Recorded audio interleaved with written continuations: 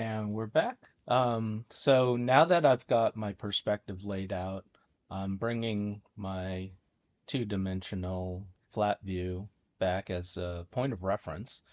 And I'm just going to start drawing over this on a brand new layer, right? You don't want to draw on the layer with the perspective lines. And this is just, a layer that's like a tracing paper overlay. So you just fill it in, lower the opacity a little bit so that you could actually see what's underneath it.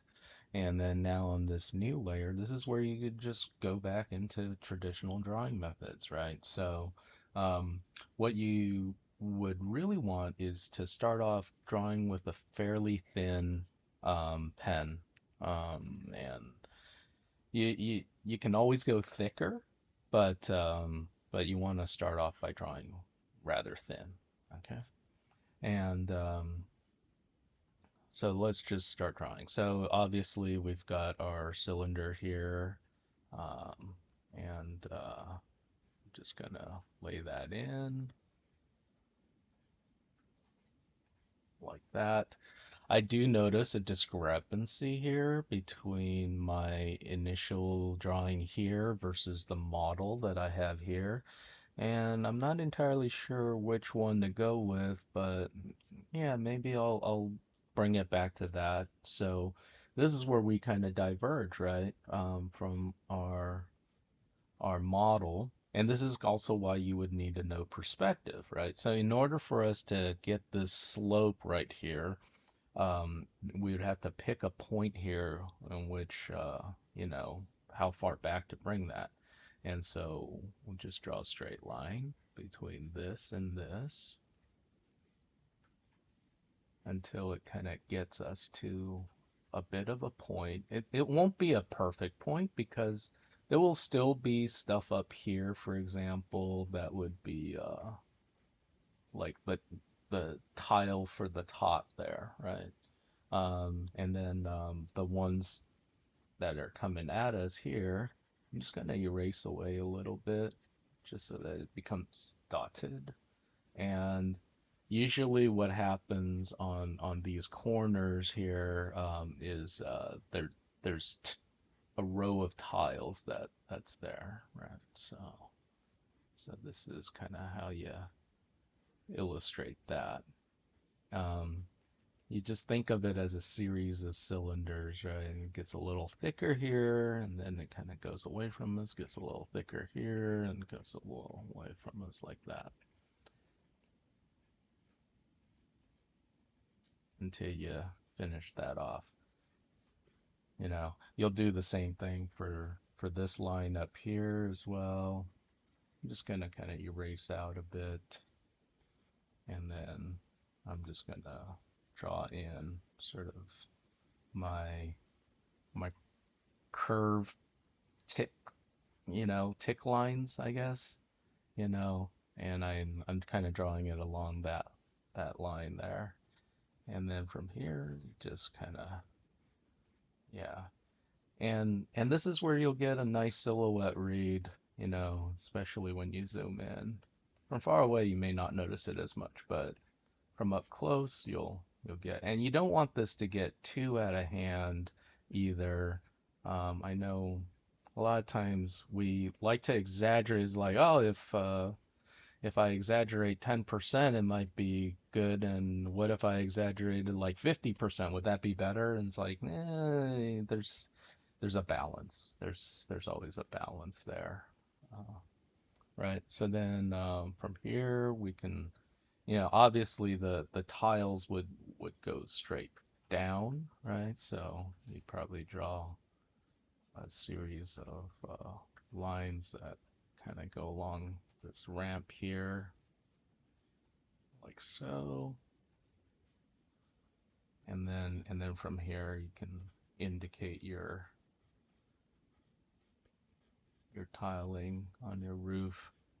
Just do like two strikes of like a crescent type shape, and then kind of like this from here on out. So usually the tile for the corner pieces, they're generally a little bit larger than the tiles for sort of the flat side as well. So like so. And yeah, you just kind of make sure that if it feels like there's kind of an overlap in a way where if the water were to run down it, it won't actually get stuck, right? It's kind of like dragon scales in a way. Like so, and you may not need it for uh, you may not need to do this for everything because that's a lot of detailing. You could probably get away with indication after a while. Just kind of fade it a little bit, like how I'm doing here, where it's like I think they get the idea once you kind of get that first bit in there, these other ones could kind of on indication alone, like so. All right, and then let's get to so as we get closer to our eye level, all these curves and they're going to start flattening out. That's why this line here just feels like a flat line right now, right? So, well, it makes it easier. This part is probably going to be very similar to our profile drawing, but yeah, maybe just a slight curve, just to exaggerate it a little bit. Put a little slight curve here, and we've got our sort of support beams now.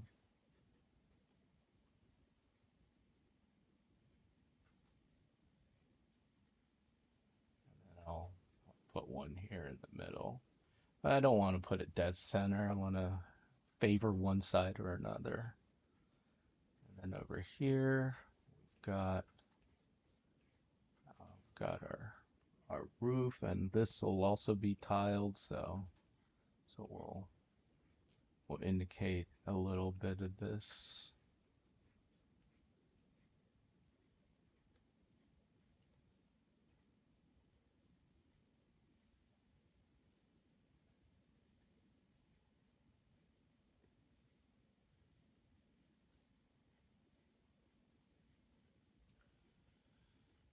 Now, I guess we could have also done like maybe a street view and you won't see the whole thing. This is more useful. This view is generally more useful for modelers and the like who, they need to know how to build this thing, right? Um, oh, I just thought of something. So, because this is kind of your front door, there's usually a bit more of an overhang than what I've got in my geometry there. So you kind of want to stick it forward a little bit further than that geometry. That's how I'm indicating here right now. Where there's a little bit of, like you could see the underside, it's kind of in the shadow here, like that. You're gonna want a little bit of that, and then you build out your beam or whatever wood thing to lay the tile on. And also, the tile would be going what, this way, right? It needs to be sloping down, so that's the idea. Um, the one on the top is sloping, or it's going this way, right? But then these ones will be going downward like so. And this is just so that the water will just run off in this direction. You'll get to the point here where these two things intersect and they'll put something here a lot of times. I think it's called flashing.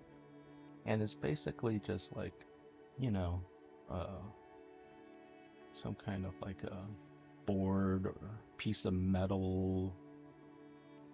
Just brings those two in. So this, the good part about doing stuff like this is you really start showing some knowledge uh, in terms of like, hey, look, I know architecture, I know how things are constructed, how things are built, and this is and if you don't know, you look it up, right? So sometimes at the end of these things, they'll put in rain gutter and things like that too. So just have to look this stuff up. You as a concept artist are kind of a resident expert, or at least expected to be an expert on these topics. Um, if you kind of go off the cuff without knowing how these things work, well, you'll be asked, and then they'll be like, "Oh, you don't want to give the answer. I don't know." You have to, you have to know, like, "Oh yeah, what direction does the towel go? How how's that look? And how do I make this thing look convincing as something that could exist rather than, you know, like a CG sort of made up object that has no resemblance to the real world. It's got to have some of that associated with it.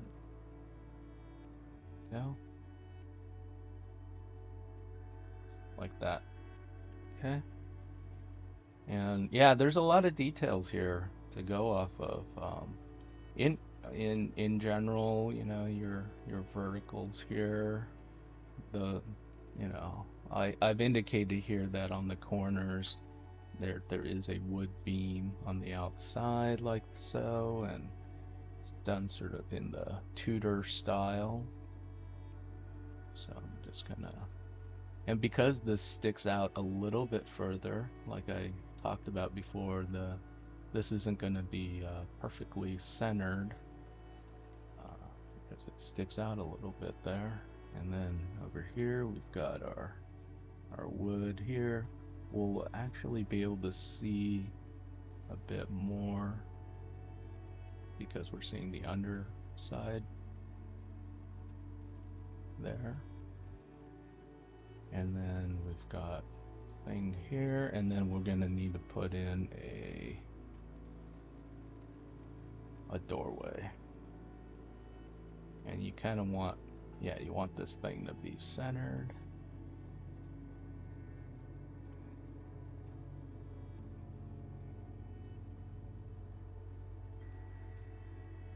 So, and there's gonna be a little bit of a whatchamacallit, overhang of when it comes to that geo right there. So it's right here, sticks forward a bit.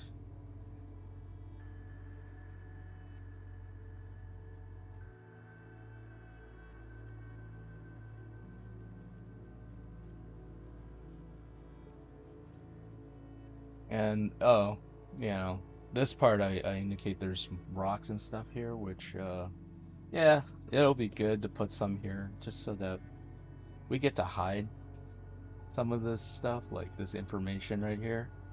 Just, it's being overlapped uh, by some rocks. Uh, and there'll be like, I guess some over here. Oh yeah, over here I kind of had this weird like optical illusion thing, not realizing that this thing's gonna stick so far forward that that we're not going to have that rail right there. And in truth, the rail would actually be along this rock section here, which I'm just gonna make this part natural rock instead of a cube. And along this rock, we can now embed our rail.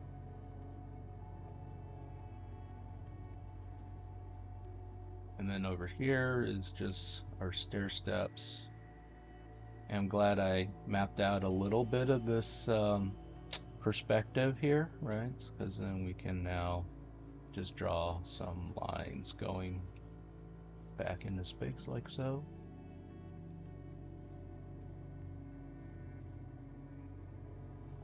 Like that.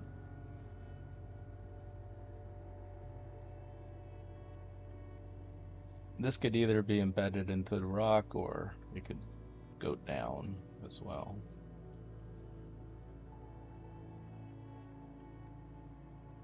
Like on the stairs.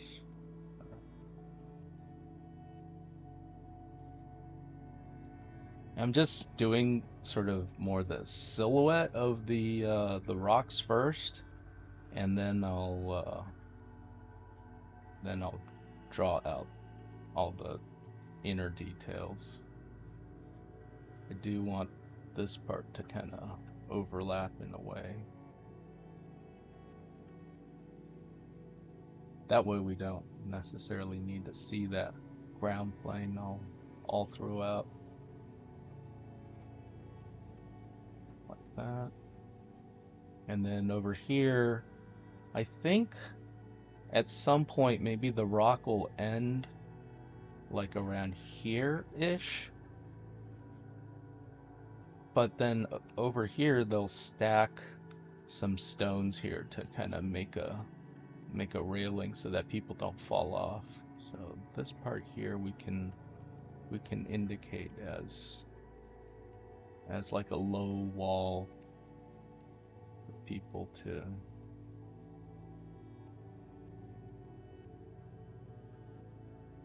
kind of want like an offset pattern too.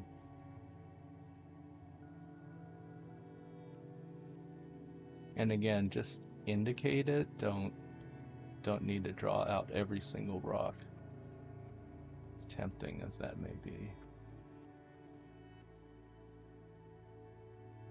And there's usually like a larger slab of concrete or tile over the top here to kind of flatten, make sure that's a flat surface and it's kind of going out like that. And then of course here is more rock. And just know that the rock isn't a flat card. It wraps around, right? Like right here, it wraps around a bit. Just know that it's a three-dimensional object instead of just a 2D card. We can illustrate some more here. Again, more kind of irregular rock.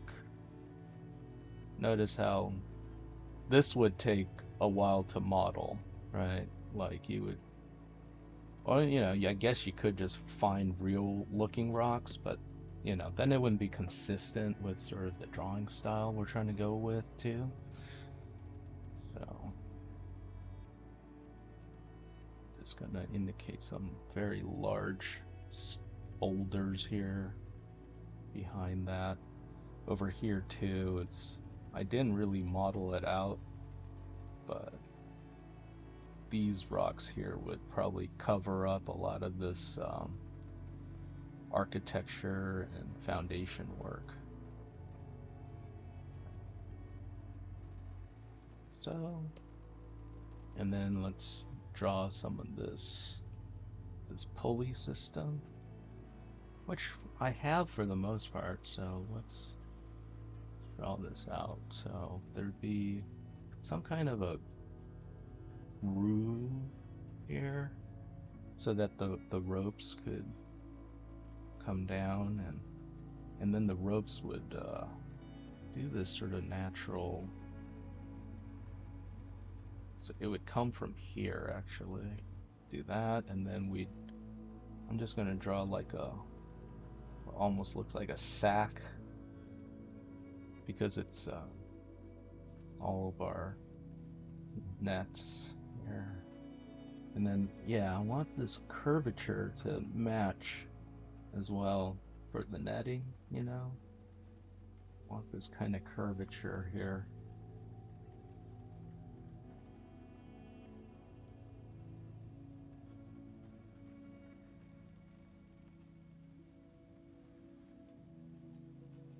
And I don't know what's in there. Fish. Just indicating stuff.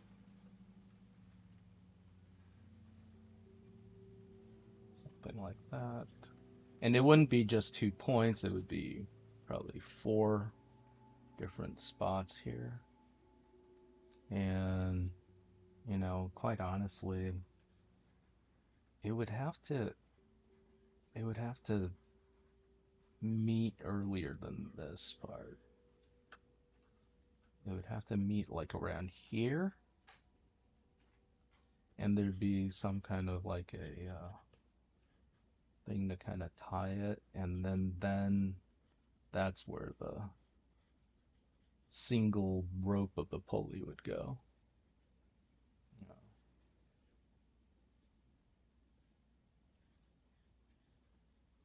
And then we've got our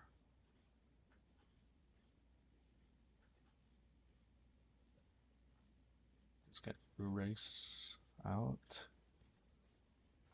And see the top plane actually, not so much that bottom plane. And I'm just gonna operate off of this sort of cube.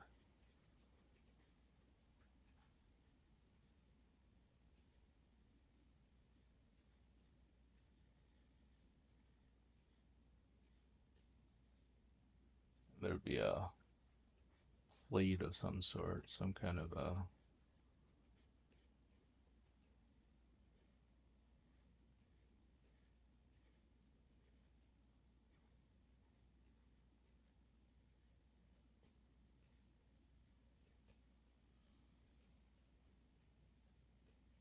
and here's our beam.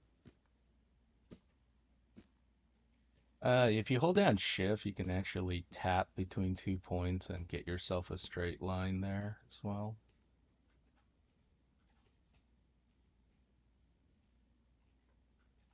And it would be attached to something here where maybe square on the outside and cylindrical in the middle, like so.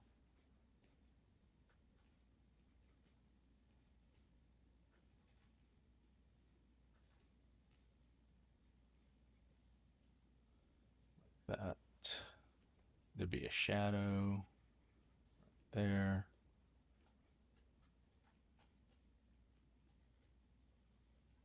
There may be more along here.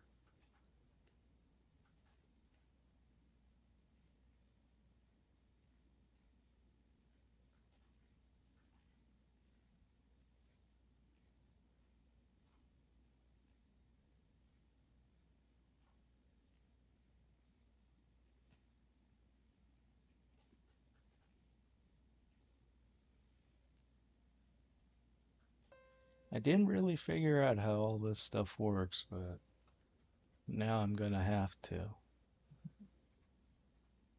So let's see here, and then I've got a little. Again, I didn't build out the geo for this, but this is why I have my piece of reference handy so that I don't forget.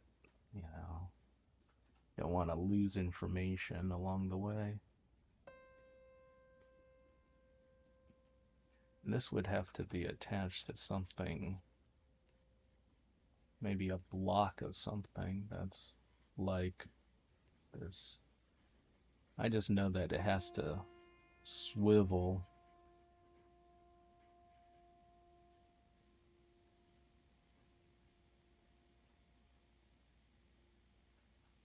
and just be convincing enough to work.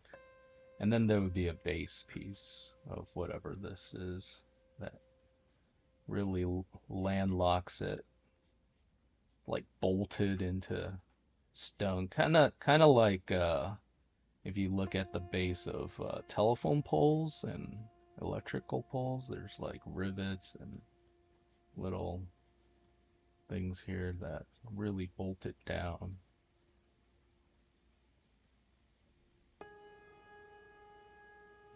So, same thing with the dock here. Like, there's so much info here. So, this is also why I was like, y'all need to simplify your ideas. But it's got to, not be too simplified. It's still got to be interesting to look at, right? So I kind of drew this out. I'm going to spend a little bit of time on this, and the reason why is because I can just select around that, copy and paste it here.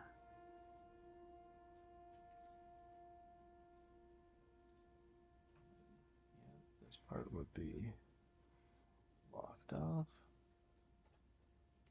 That I can use that.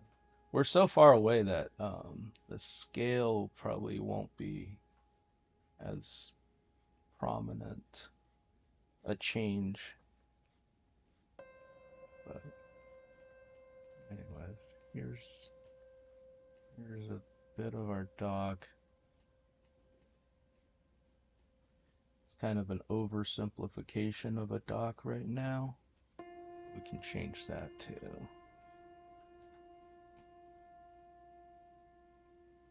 Because in truth, the dock would actually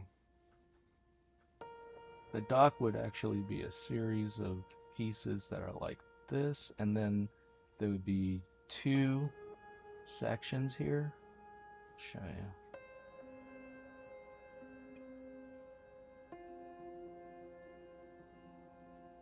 There'd be two sections here, and that's why there's bolts and rivets along the sides here.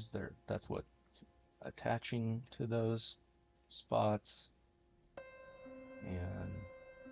And so then here we can have a bunch of almost irregularly sized, but they have to kind of follow along this perspective right here.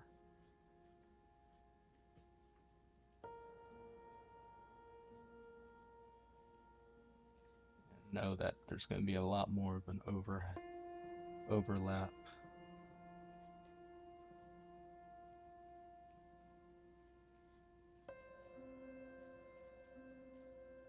And this part will be in the shadow. Like so.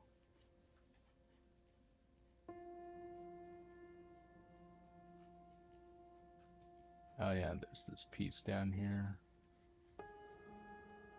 All that stuff would be in the shadow.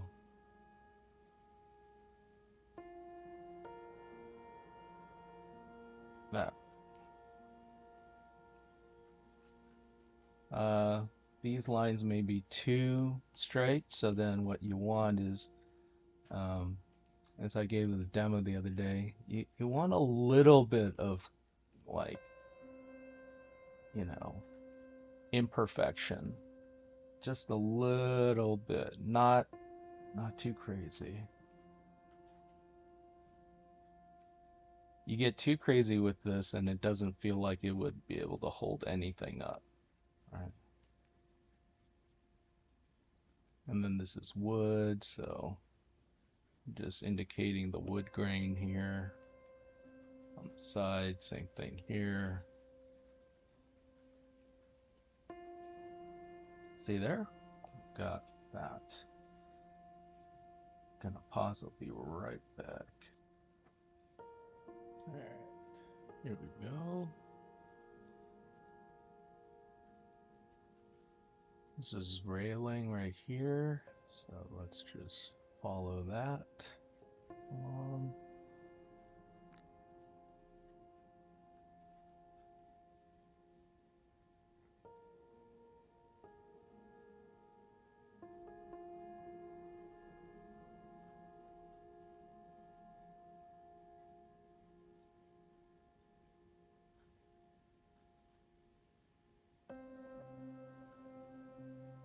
You'll notice sometimes the thickness of your line actually interferes with.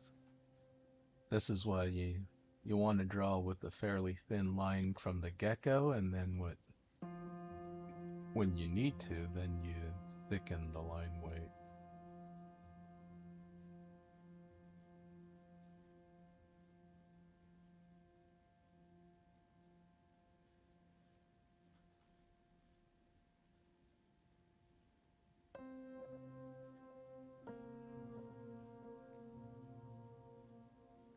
You always want a little bit of like a part that kind of sticks out like that too. Breaks out of the silhouette a little bit, you know. You can exaggerate those parts.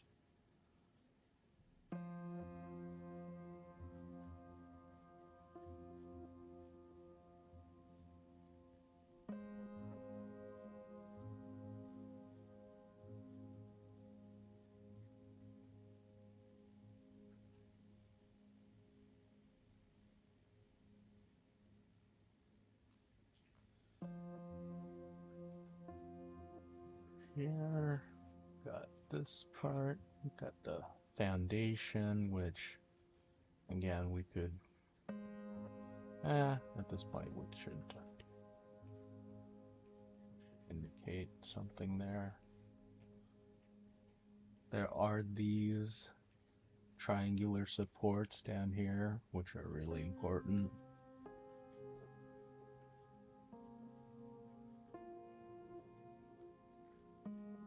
Just seeing one of those is good, but we know there's going to be more on the other side, like over here as well. Probably built into the rocks.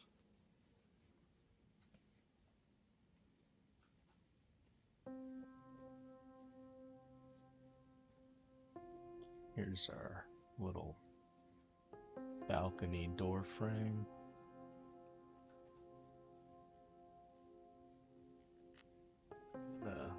Break break this a little bit, just and this will stick out a little bit. And then over here will be the door. There's usually some kind of a, glass so that you can still have your view.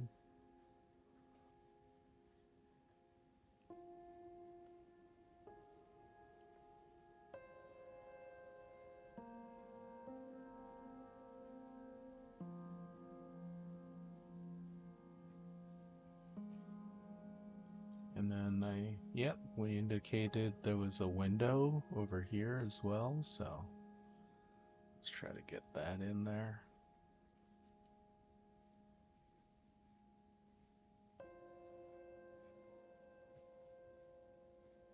There's this N-shaped support.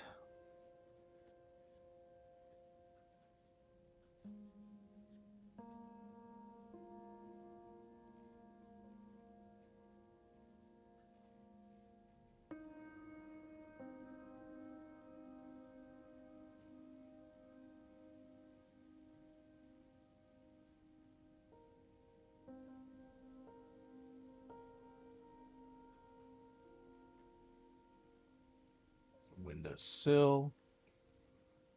Have a rounded out window frame, like an arched frame here.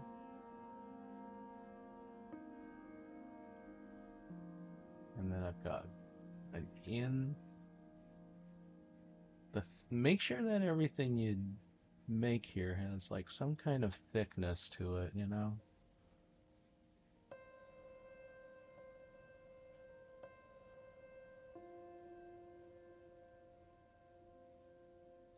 And then now we can add in our curtains.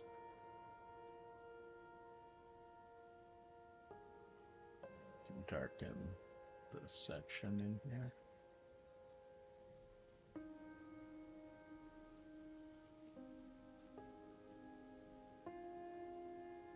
Over here we've indicated that there's some kind of like a curvature for, it's kind of lined up poorly from this point of view. So we're gonna have to fix the tangencies on that. But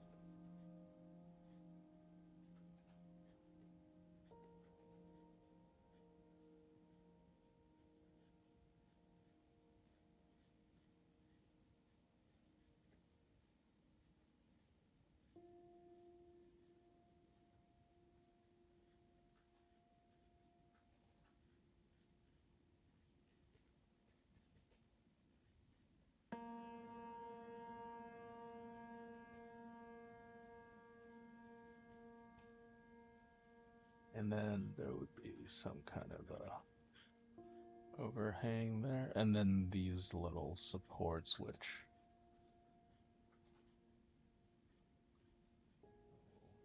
put in just one. The top of our lighthouse here.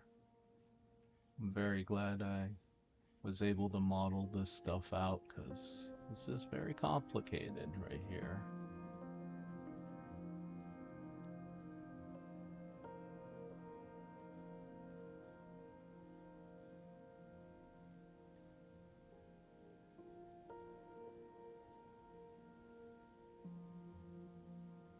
There would be something inside there, like a flame with a large mirror, right?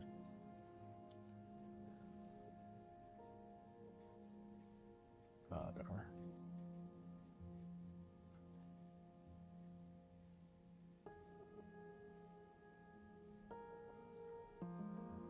May be able to do some force perspective since player will probably never get up there.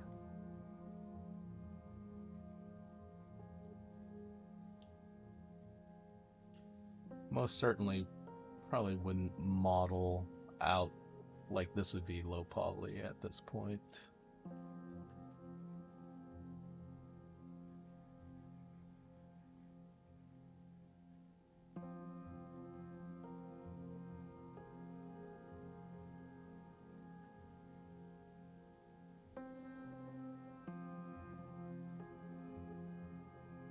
Get that zigzaggy shape that comes from the overlapping tiles.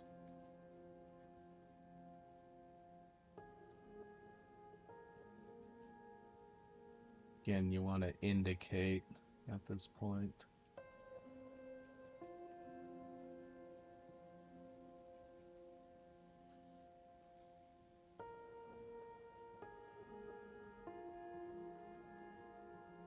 Could do this later, but while I'm here, just gonna put a little bit of a shadow beneath here.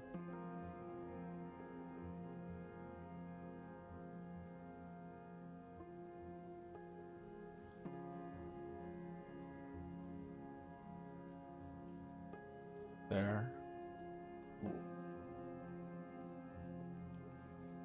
You can kind of organically draw this stuff in here. Just know that because we're looking down on it, we're going to see a lot more of the top plane of these boulders, like it wouldn't just be the side of the boulder, otherwise it would look more like a profile. So just know that we'll see a lot more of the top side.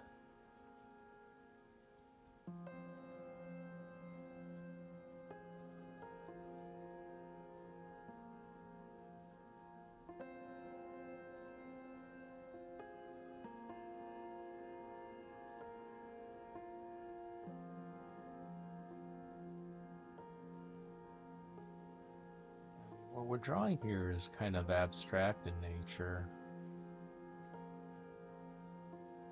but just make sure that it kind of follows form, even if that form is a little bit more complicated than your normal cube or simple sphere.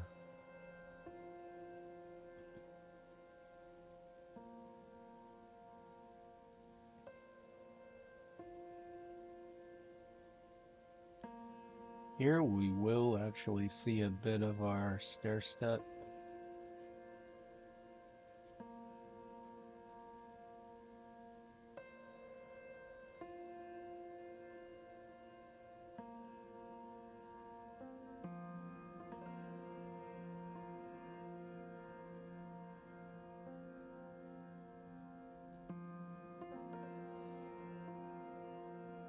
And of course, is there tiling on the ground? Maybe. Depends on how idyllic we want to make this location.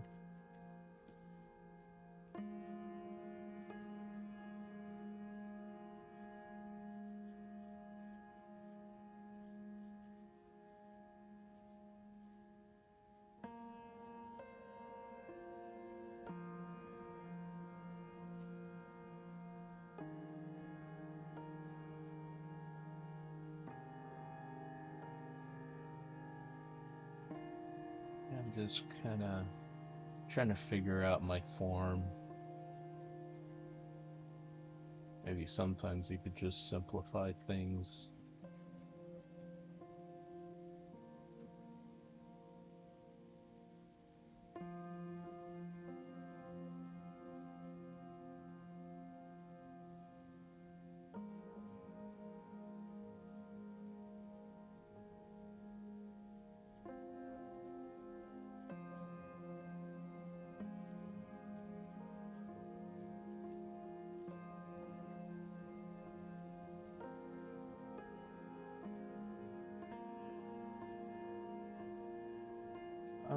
I don't think I'm gonna have the balcony up there since I have the balcony down here. Um, let's just and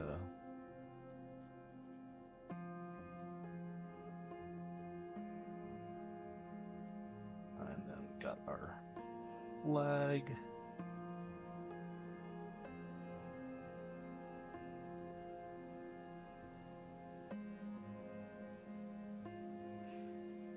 Need to thin this down a bit.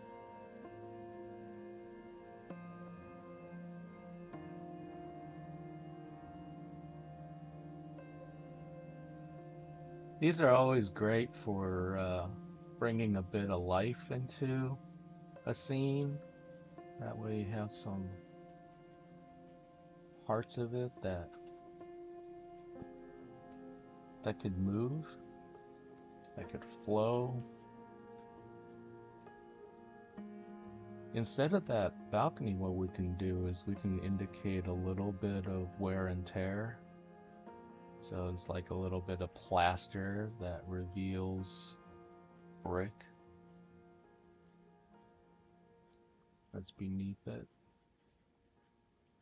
Want to offset that and make sure that the bricks are laid out in a bit of a curve, like so. And they would normally happen towards the edges of objects,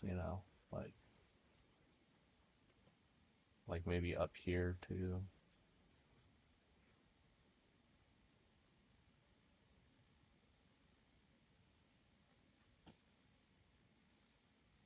All right.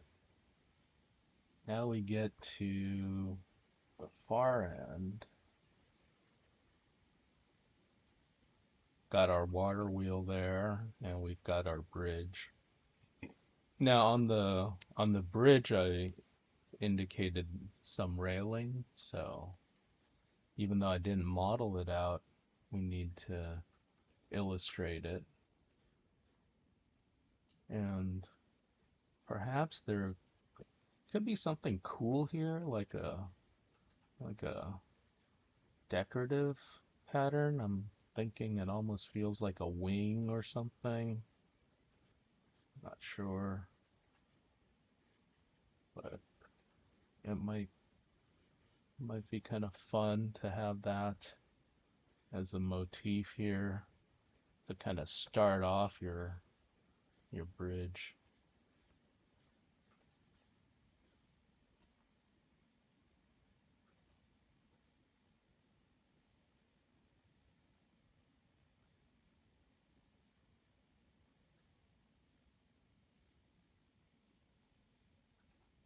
Here's your railing. This part I want to tap because I do want a straight line there. And of course, you know, we've got our banners here, so we can actually illustrate that now. And it's cool, I've got my perspective lines here, so I know what angle to make these.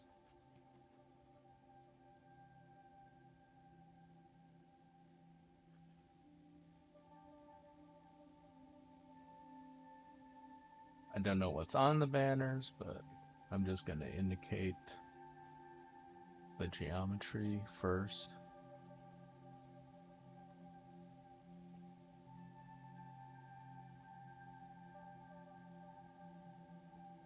Some kind of a base here for it. Erase that out a little bit.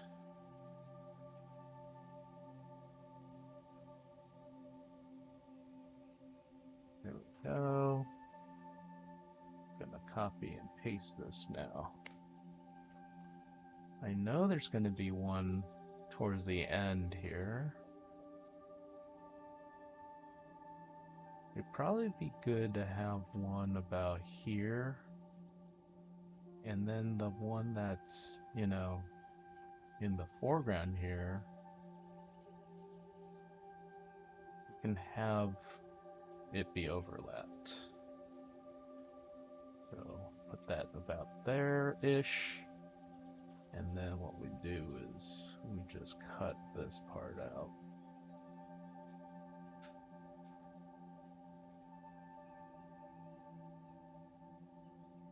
You don't want a tangency, so I'm just gonna kind of leave it a little invisible. There would probably be another set of these banners on the other side of the railing as well.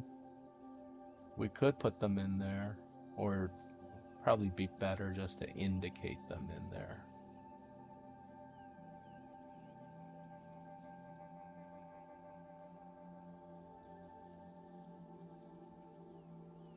And now we draw our roof here.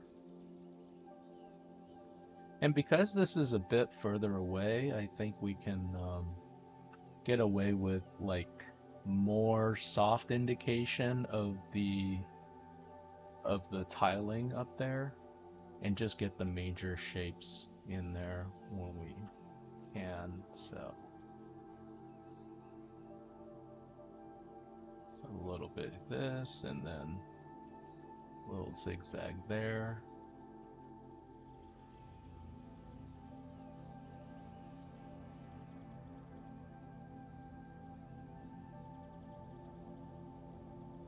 This will have a point of some sort here. This part, kind of curve that a little bit too. And again, the curve will come with a bit of the zigzag pattern, so that we can indicate a bit of that.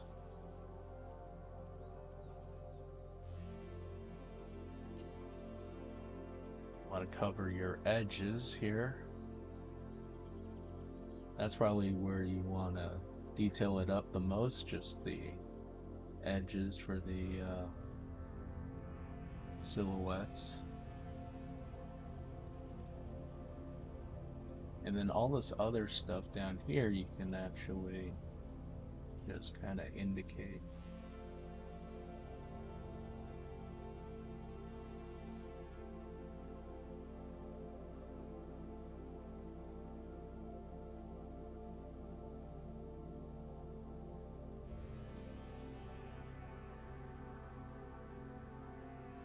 That. We know that this part sticks forward, so there is a little bit of this dimensionality we need to illustrate. So,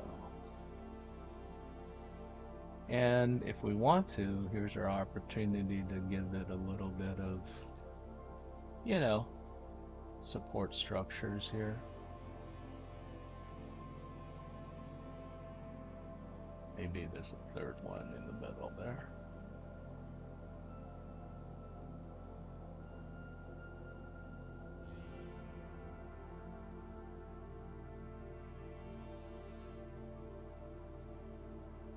And my first one's not so pretty. Let's do that again.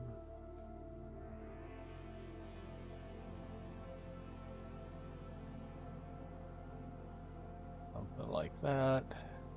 Let's draw our little supports. Very similar to what we did for the other side. Up front here. Got two windows. So I want to maybe a window here. And another one right there.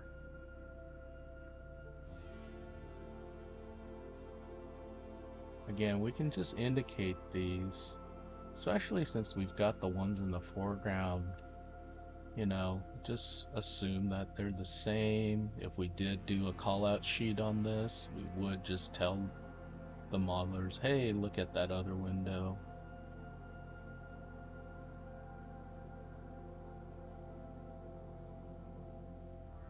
For here, we've got this.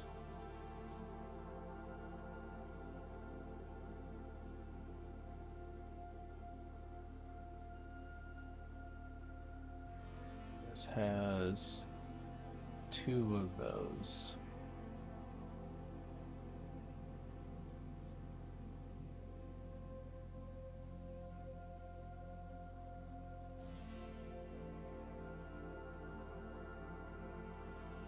Here would be a bit of this overhang. Actually, there'd be a lot. There'd be a lot of overhang here because it's also sticking forward.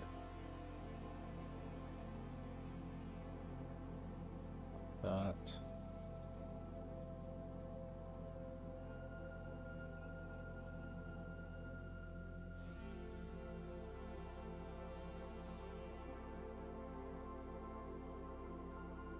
We've indicated our stone almost like a bridge support here. You know, we could just make a call right now, make the stone overlap that, because this part, it was good to think about, but it could actually be stone out here, and then that just kind of connects down there.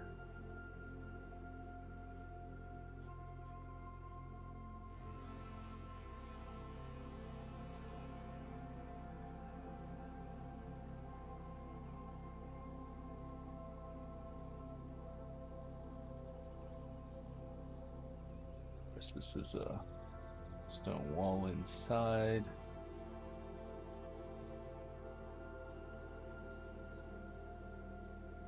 And there'd be curve going on with the stone pattern inside here. Where as it kind of gets closer to the top, it gets a little thinner, and then when it's on the side of the wall here, it's a little bit flatter. Yeah, got more of this stuff indicated.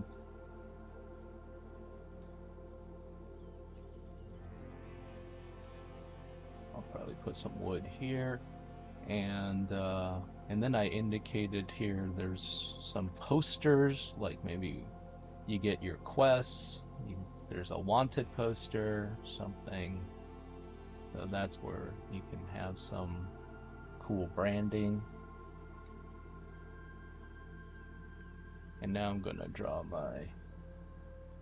I did not draw these, or I did not model these, but they would be there.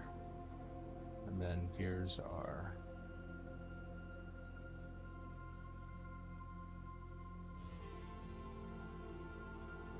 these little triangle bits are very helpful to giving us the believability that this thing is architecturally sound and that we have some knowledge of construction going on.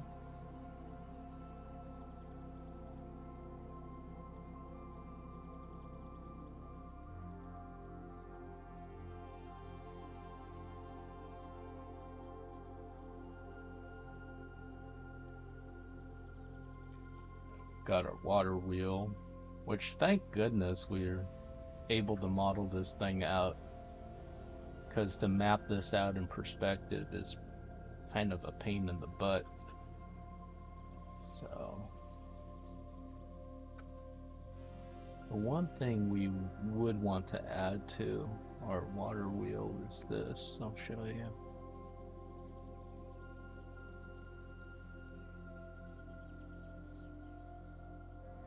We'll just trace it first and then make sure you got a nice curved line. Alright, it's these little flat things in here. Like, it would have just been kind of a pain to model all this, but it's, so you kind of divvy up, what do I want to model? What do I want to draw out? What would be easier? Save me time, because the time saving is probably one of the biggest challenges to concept, is because you got to crank this stuff out very quickly. You're always under some kind of a time crunch.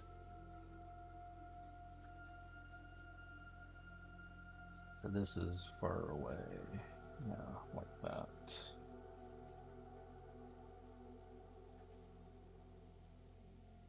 Like this, and then we've got our water trough thing here.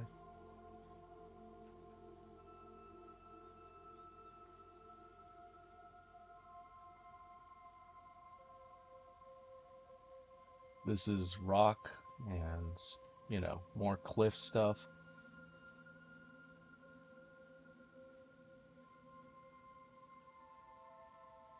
Want to put some shadow there. And then over here, we've got our machine of some sort that kind of funnels and gathers things. Again, I hadn't really figured it out yet, but I'd imagine there'd be some kind of an opening here.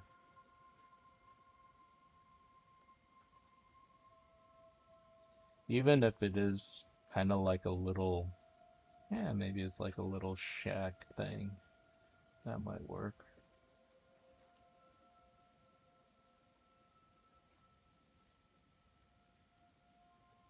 We're just borrowing from an existing motif we've already established.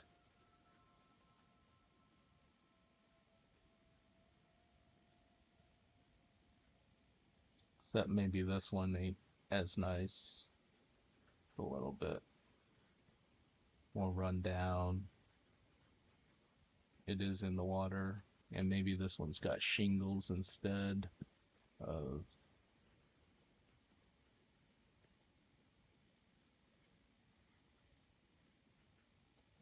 Here we've got some land, and here's some water.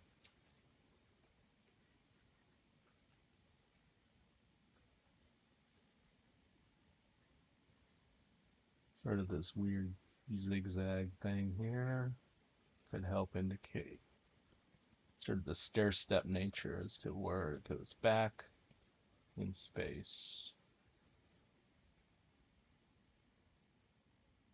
Again, just indicate now. So we've got that, and then we've got the large one.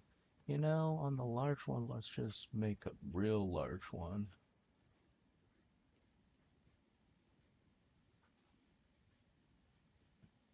There's a door here somewhere that, again, we're just going to indicate that. And then at some point, you kind of don't need you don't need to trace as much anymore. At some point, you're just kind of like, Oh yeah, got most of it down here. So I'm just gonna hide this, make this 100, and then I'm gonna draw in sort of the rest,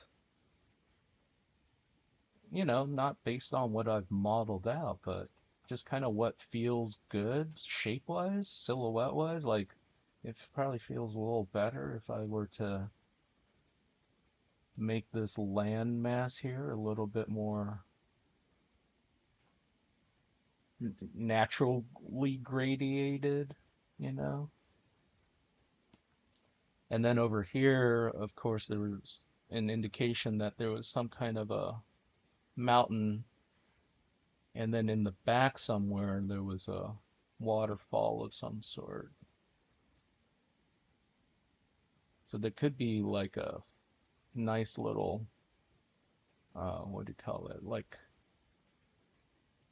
when the waterfall comes down in several, it's not just one big one, but there's some on the side as well. And there's some rocks in the way here, and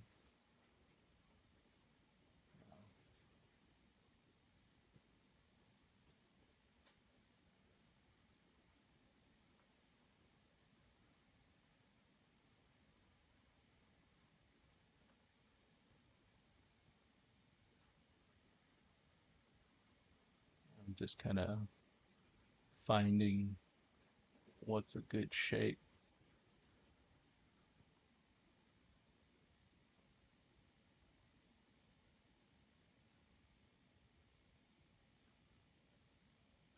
There's some additional rocks back there.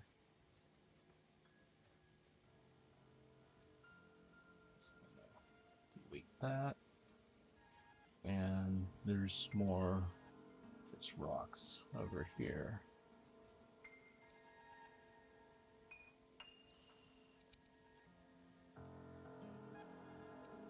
Just indicate, because I want my attention to be on, this part up front here, right? What's cool is we now know the horizon. So for example, if we've got the ocean, we know that it goes all the way up there, right? According to our perspective grid, anyways. And then you could indicate a little bit of that perspective grid here, just so that if we were to put in ocean waves and things like that, we know.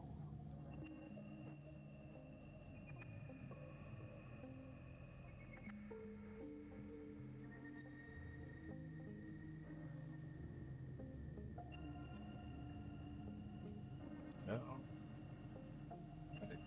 And now on a new layer, I want you to thicken your line work up and just really outline your foreground, middle ground, background. So for example, if you want this dock section to really pop from the rocks that are behind it, this is where you kind of thicken up your line work around this thing.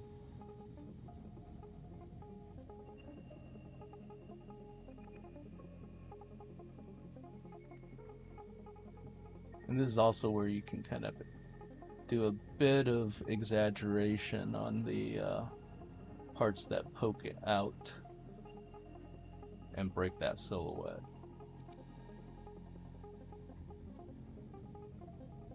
I'm doing this on a separate layer first, just in case I mess up, and that means I can always come back and really fix it. But this this really helps, especially if you're doing something like toy design, or just for the clarity of shape and what is in the front versus what's behind it. you're able to indicate your overlaps.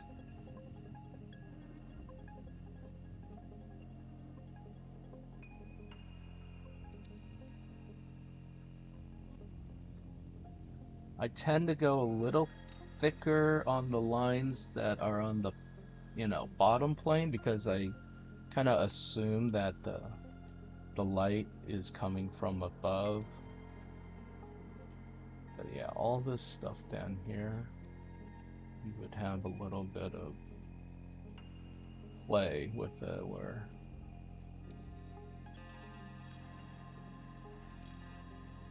and this is also how I indicate like, oh, this rock's in front of that and that section's in front of this. Right.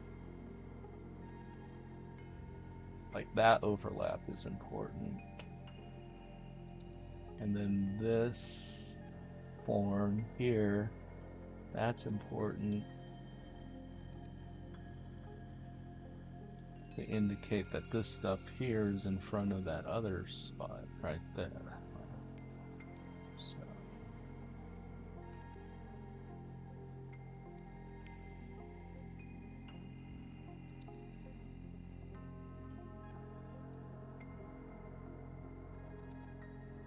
notice how this makes all the thin lines feel just like internal details. And now we're focused more on the shape language of the silhouette. So yeah, even this flag.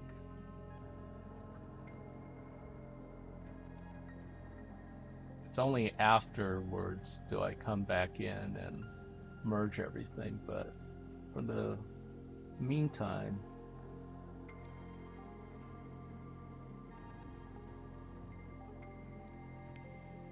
and remember those zigzaggy things? Well, we can actually emphasize those here as well.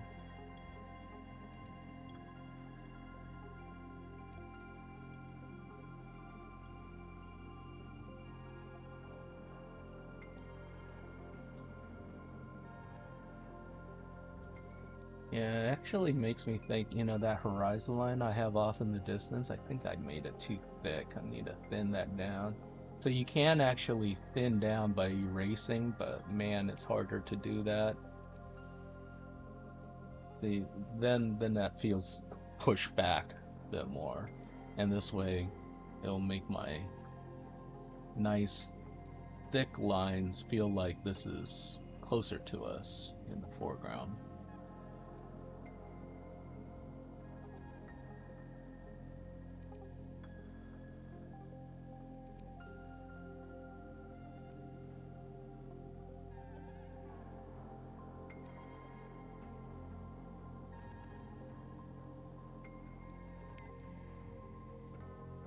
Then we've got our rocks here.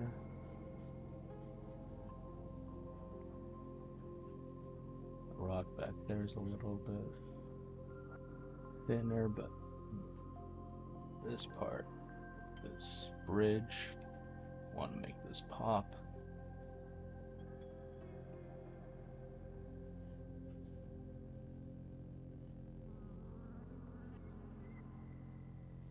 Part that's our architecture, we want to make that pop.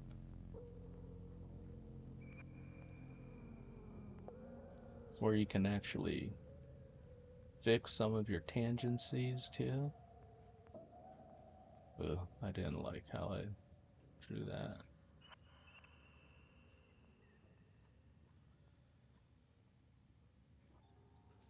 So as far as tangency goes, yeah, this should overlap or be further away.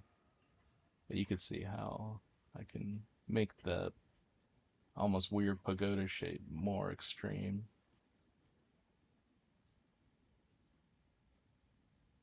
And here's our water wheel. Want to make that pop from. And then over here some, indicate like there's a drop off there.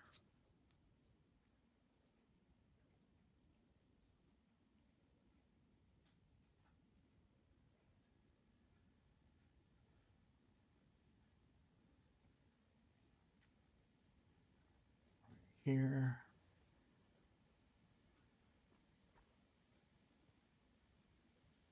The general rule is you want to, emphasize the silhouette shapes. And then you want to also emphasize what is in front of what. So, for example, this building is in front of that section in the back there. This wheel is in front of that trough.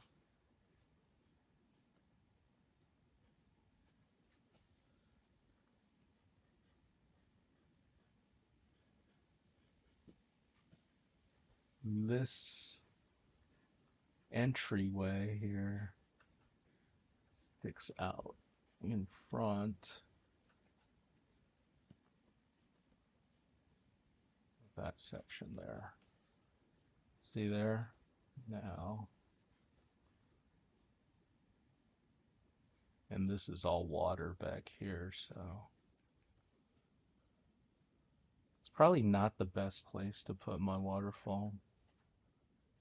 Let me take this whole, and I just merged those two layers. Let me just take this whole section here, see if there's a better spot I can use. Because it's kind of interfering with the look of that flag, right? So maybe like getting it away from that would be good. Yeah. And then we've got our body of water here. And here's where we can have some white splash sections here.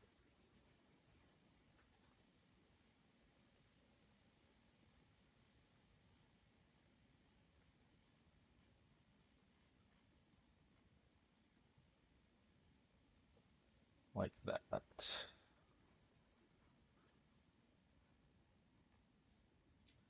Right. So now that we've got our line work section down, now we come in and do our gray value stuff.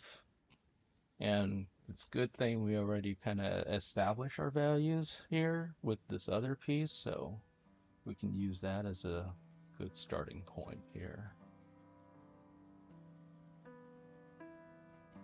Although I think I would go lighter this time around. Yeah, let's go lighter.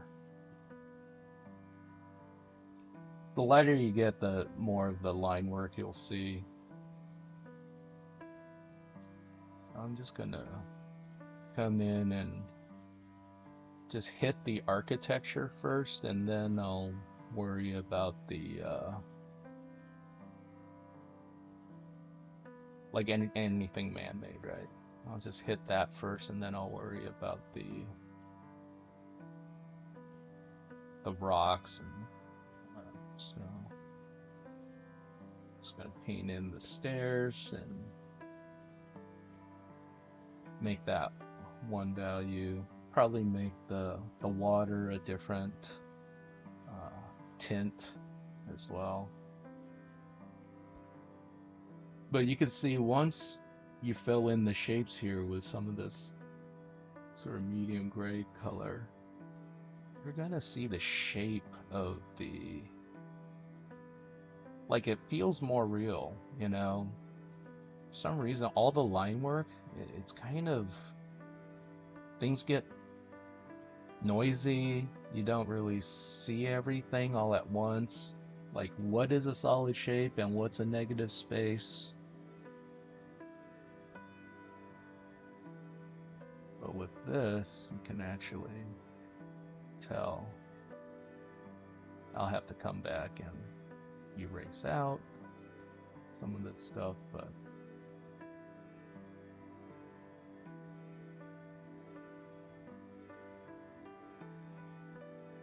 even though you can see through the glass, I think I'm just gonna fill it in. Our man-made objects first. Human-made objects.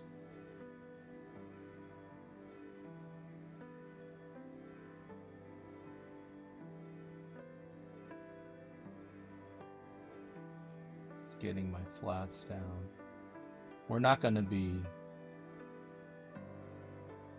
detailing out the tone too much. Just want enough so that we can differentiate and help this read better.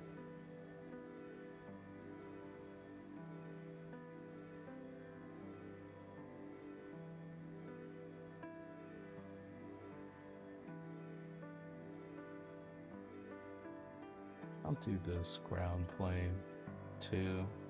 That's kind of our path, so let's do that.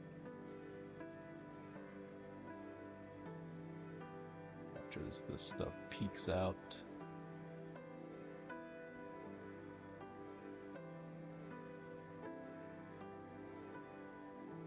Come back and erase some of this stuff. Get a cleaner silhouette.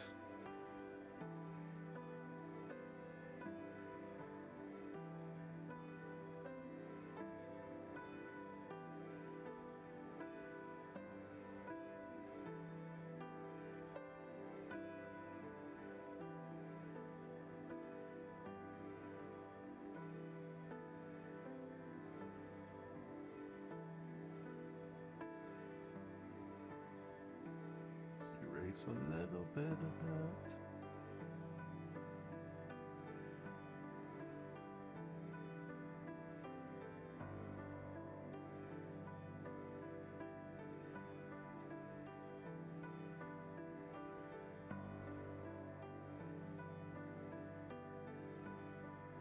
Start off broad, then you get into the details afterwards. It's the fastest way to work. If you start off like all delicate and careful, you know, it'll take you forever. So start off broad, you know, come back, erase it out afterwards, and clean it up. Much faster if you do it this way. So now I've got all my sort of human-made parts, you know, silhouetted, flatted out. And then my next thing is I'm gonna make another layer, and now I'm just gonna do the rocks, and then lastly I'll do the water.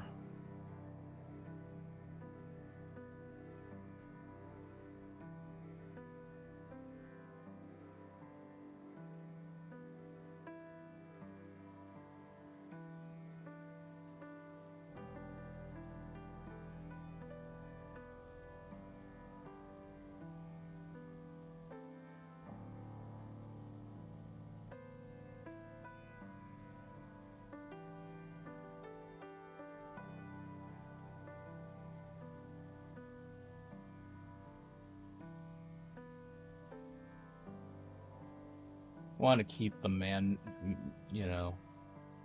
stuff on the higher layer up top. That way, when I just paint in, this stuff goes in behind it.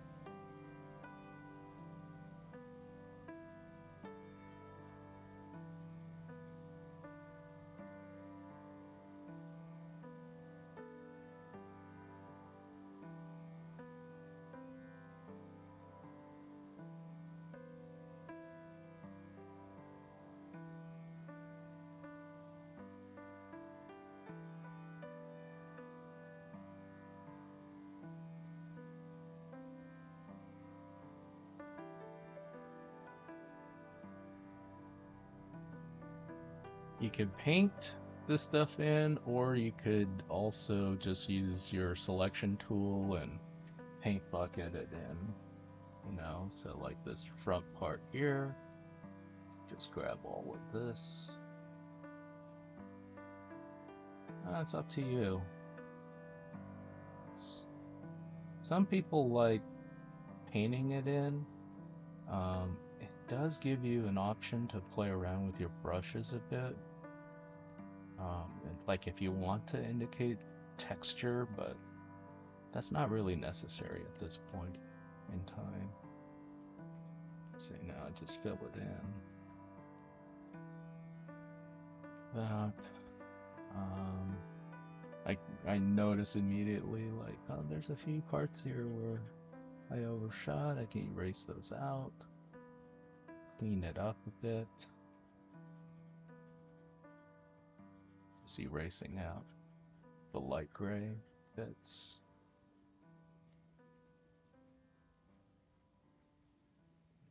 So there we go.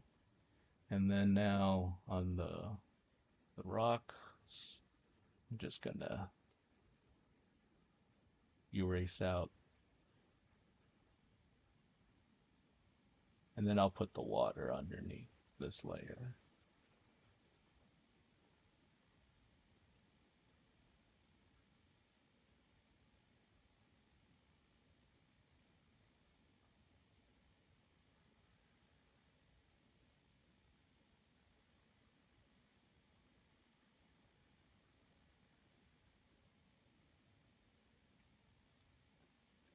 This is where you could do a little cheating, some additional bits.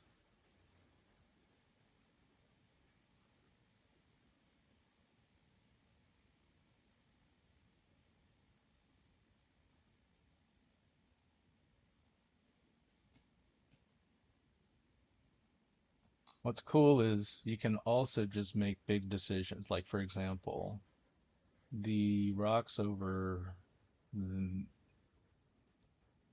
here, they're further away, so I'm just gonna lighten them slightly, yet still be darker than, my architecture stuff. And immediately that differentiates, the foreground rocks versus the background rocks. Okay. And then now, last but not least, I'm just gonna make a new layer. And I'm just gonna find like a cool gray.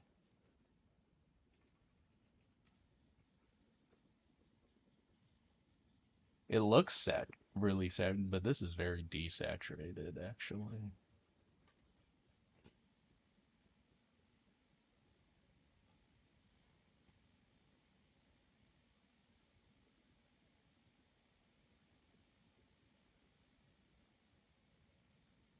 And we can lighten it.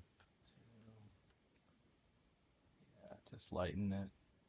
Just so it has a little bit of a tinting going on, right? Okay, so now that we've got this, I'm gonna go in and select, say, like all the rooftops on the uh, this guy right here.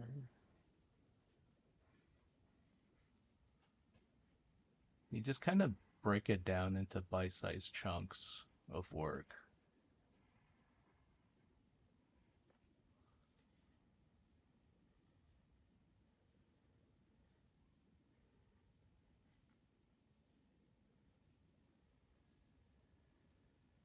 These are things I want to be slightly darker than the white walls.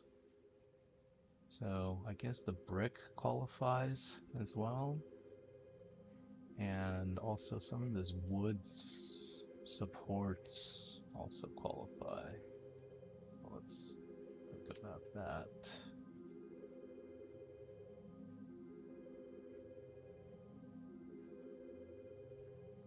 Some of these, this is a little harder. That might be easier just to paint in. Anything that kind of helps break this silhouette. I know the door and the doorway can definitely be a little darker. What do you think? Maybe the supports here.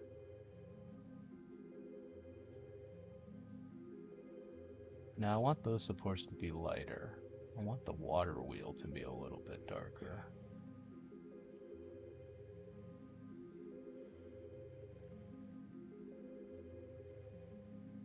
Just so it pops.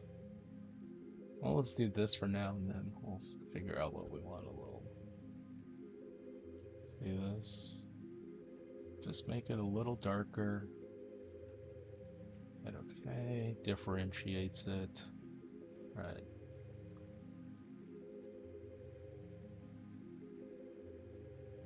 select this little doorway section here. That away a bit darker. Select this. And just, yeah, we're gonna paint.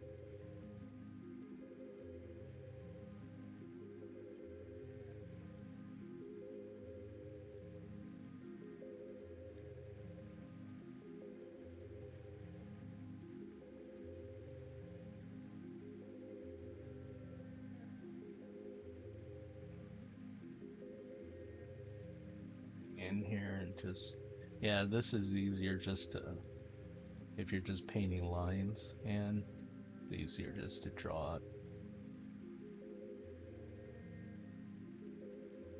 Keeping it a little loose, not too,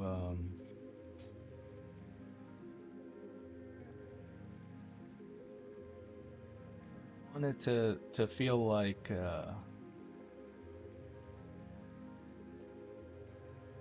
I drew it rather quickly, gesturally.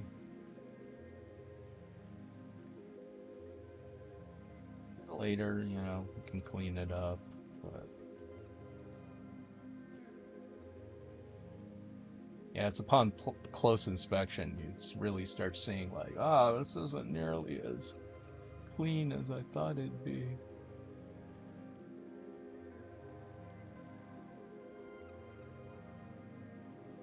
There's the rail.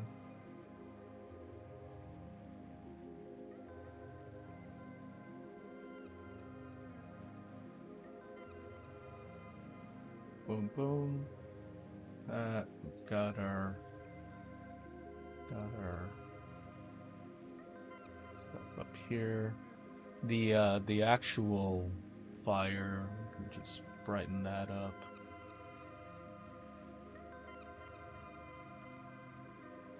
Separate it. Our crane here too. Sure.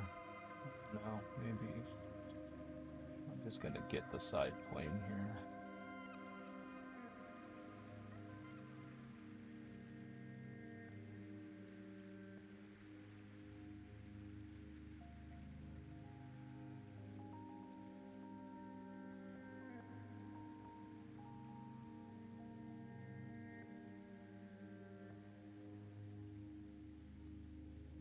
Okay.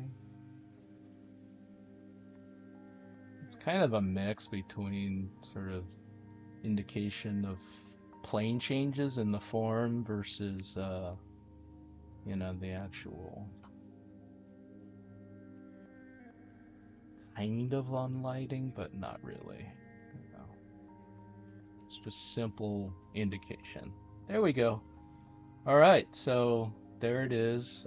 Sign your name on it, and yeah, that's how you turn your flat view here into a flat view, top-down view, turn it into Geo, and then you draw over it and actually make it look like, hey, I drew it in perspective, where you kind of did, you know, you mapped it out a bit, but just make sure that the work is clean, presentable, uh, really legible with a lot of clarity.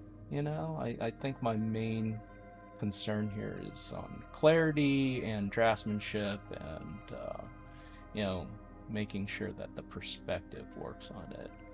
Um, you know, there's always things I can come back and really, you know, things like the doorknob. Maybe there's a door knocker. Right? And all these little details, they really help sell your world here. You know, any lamps and lights that you can put in here, that would be helpful too. So like if there's something that helps light the way here, that'd be you know, it's like even if I hadn't thought of it before, it comes to me now, I may want to add that in. Seems like a necessary asset, doesn't it?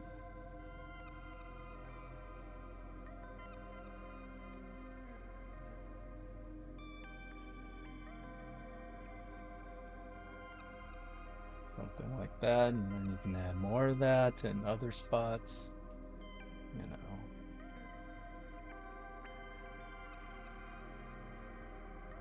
somewhere off in the distance here. That you can shrink down, I think.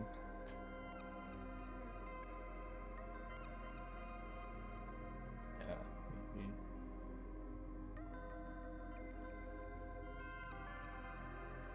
that would probably draw.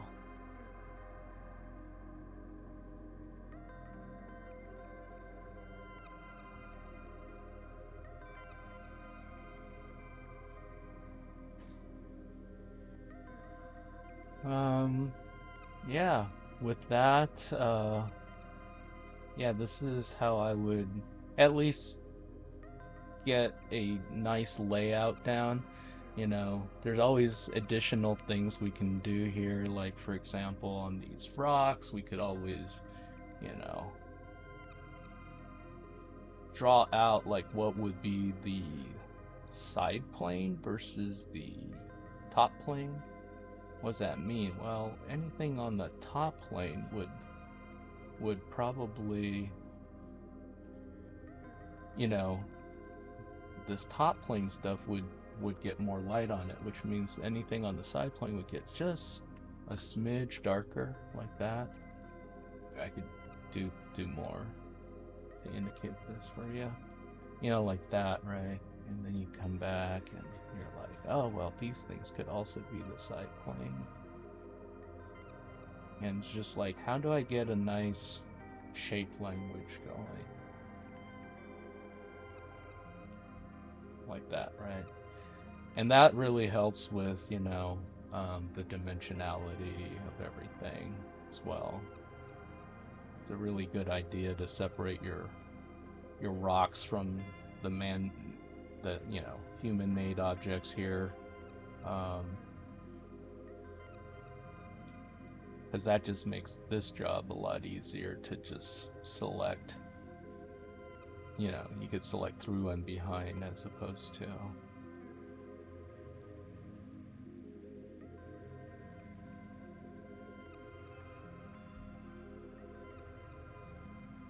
So, as a fast example, just something to think about and consider,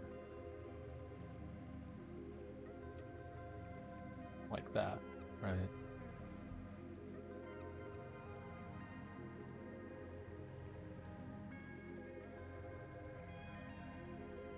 Where you feel like it's needed.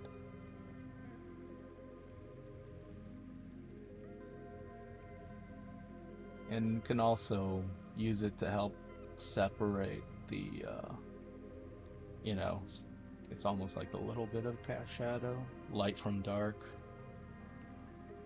like that. And maybe we do it to the ones in the foreground, and the ones in the background we kind of keep more subtle. But yeah, there's always more we can do to this to really, you know, differentiate our planes, you know, especially if you determine there may be a cool spot for a light source, right? So we've established the top, but perhaps the side here can be a little bit darker. Anything that's facing the left-hand side of our screen here. Let's see here, like everything here.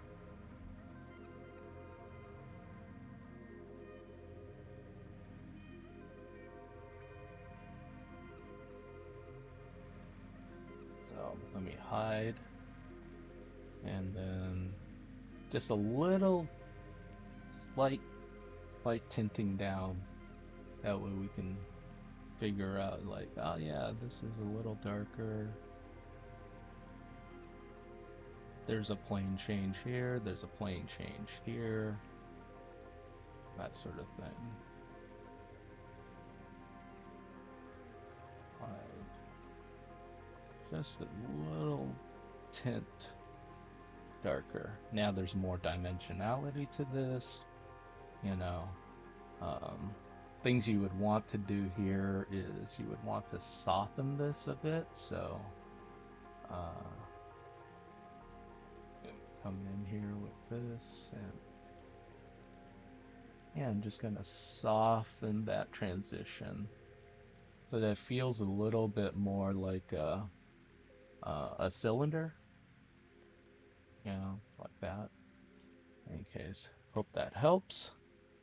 All right, there's your assignment, and I'm thinking this is probably the last one for the semester. So the rest of the time we're just gonna use to polish and put together our portfolios and get get something like laid out, you know, nicely with all these assignments. All right. Well, thank you.